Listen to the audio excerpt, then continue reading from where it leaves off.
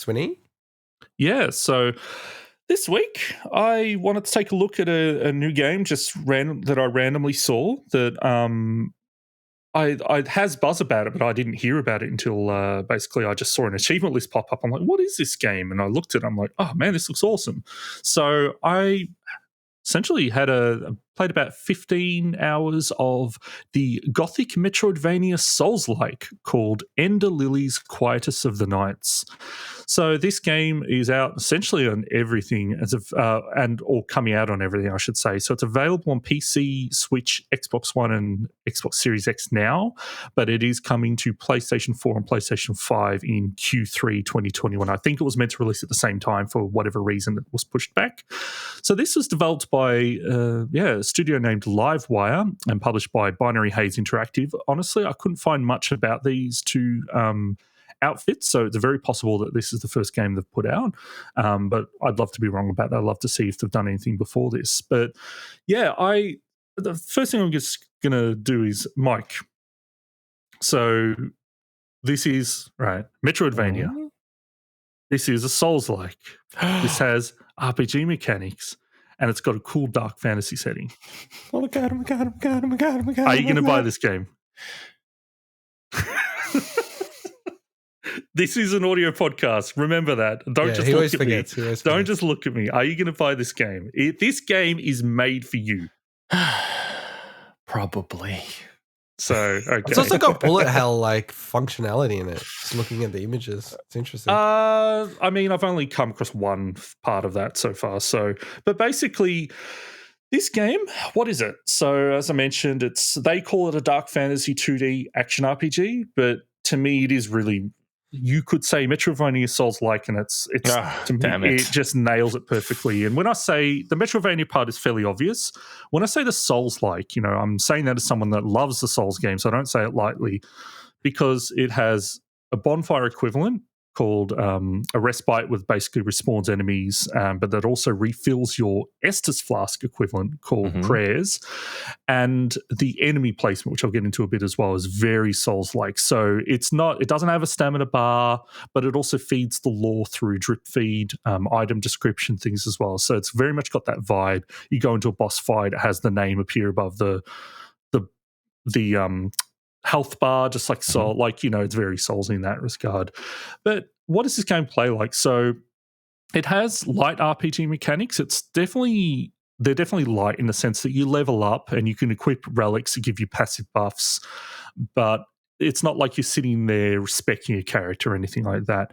But you can upgrade something called spirits, and I'll get into a second. But the only other thing is, just like your Symphony of the Night, when you're exploring the world, you'll find items that then boost your health and things like that. So it's very much kind of combining the two worlds of the Metroidvania and the RPG there.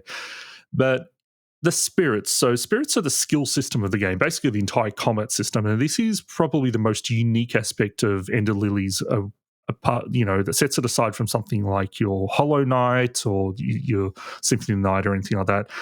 Basically, your character, you play as a little girl that she doesn't actually directly attack the enemies. So she has spirits that basically you can assign to any of you. I think it's like A, B, and X on an Xbox controller that you can basically, that's your moves. And then you can press the RB button to swap to another palette of moves. So basically you can equip up to 6 combat actions at any time.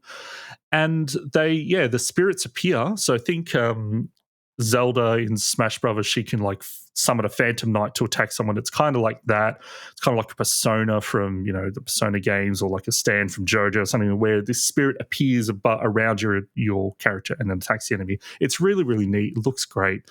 But mechanically, it's not too different from the Souls in Aria of Sorrow and Dawn of Sorrow. So in that being, you defeat tough enemies and bosses, and then you gain those abilities via those spirits. So it works in a similar way. You can actually upgrade those spirits. So you can basically, I think level them up to 6 different levels. So that gives them,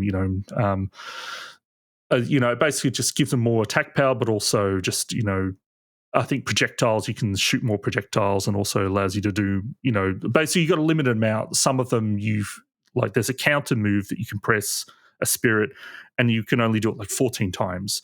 But each time you go back to your respite, your bonfire, it will replenish them all. And yeah, basically it's really cool. I really like that particular aspect of the game. As I said, it's probably the most unique part of it. In terms of the world and game design, honestly, if you've played in Metroidvania, you know what to expect, and that's not a bad thing. It's just, hey, it's one of those games. The map will mark an area if it's incomplete or, if you've completed, which is pretty neat. And it'll also show if there's any exits you haven't found. So just glancing at a map, you can immediately tell, hey, do I need to go back and backtrack and to find anything? You can fast travel between those respites as well. So awesome.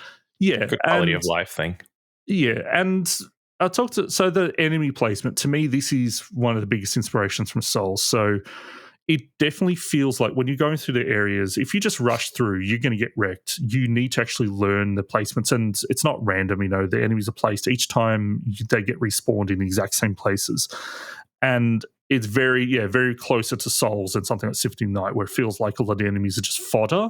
These enemies, you have to kind of be a bit more meticulous until you're overpowered and you run through the weaker enemies. In terms of presentation, honestly, it's got this really cool ethereal gothic vibe to it. It's kind of like a darker Child of Light, if anyone ever played that, but to me, much, much nicer. It looks gorgeous. You can run along the ground and you see reflections off the puddles, and that's just underneath the character as you run past. Really, really neat. The backgrounds have a cool 3D parallax effect. So overall, I think it's a really, really nice looking game. The enemy designs are they're neat, but nothing super special. Bosses have so far been a bit unremarkable in design. Mechanically, they're pretty fun, and the music is probably my favorite part of the game so far. It's absolutely gorgeous. It's very Nier-esque, with a lot of haunting vocal melodies. It's actually composed by, there's a Japanese indie classical music group called, I think, Millie. I hadn't heard of them before this, but I looked them up after it. And yeah, this soundtrack's getting a lot of buzz. You can purchase it separately on Steam as well, but even on YouTube, there's just people just absolutely loving this. So overall, I think Ender Lilies is really, really good. As I said, I'm still only about 10 to 15 hours in. I don't know if it's a super long game. The only kind of idea I have is there's an achievement for getting up to level 100, and I'm at level 30, and I'm about 10 to 15 hours in. So I don't know if that is an idea of how long the game is, but it doesn't feel like it's going to be super long. So yeah, I really recommend it. I really do. Awesome. I'm actually really keen to check this game out. Yeah, ditto. Yeah. I'm checking if I can get a code for it. Ooh, can you get 2 codes for it? No. Rather than support the developer.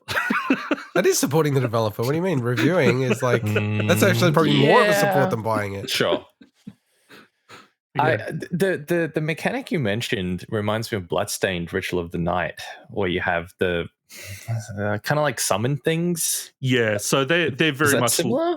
Yeah, so that is a good comparison. But the reason I said Ari and Dawn of Sorrow is because obviously they were the inspiration for that stuff for Bloodstained. But yeah, it's very much like, okay, you can find the stuff. And I don't know how many there are. I've probably got about 13 spirits at the moment. Some of them are tied into story bosses. Some of them are tied into just tough enemies you find in the level. But honestly, it's not going to be hard to probably find them all.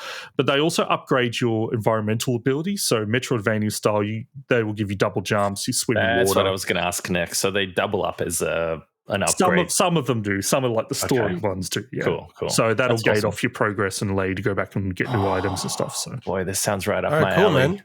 We might be getting a code for it. So yeah. All right, cool. Awesome.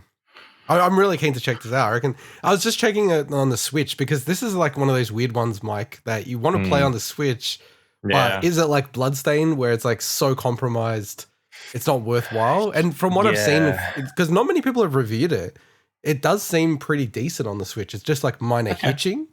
So, it's fine. Which I don't mind. It's like that kind of stuff is very subjective and very personal. Like some people, it's like if it hitches like 3 times in an hour, it's too much. Some people, that's fine. So yeah, but like Bloodstained was fine. It didn't really deter from it that much. But obviously, playing it on Xbox was better experience because I tried it on both. Yeah. But also, But when at the did same you? time, handheld was awesome. So, But also, when did you play Bloodstained? Because they patched the hell out Yeah. of that game. ooh, Yeah. Would've Anyway, been you later, don't have to would've might go have been been to close it. to launch actually. So that's a good Okay. point. Okay. Yeah. Yeah. All right. No, very cool. I really want to check that out and see how we go. And yeah, I might just wait for a sale. Otherwise, I'll just pick it up. All right. Let's go to our very, very special feature.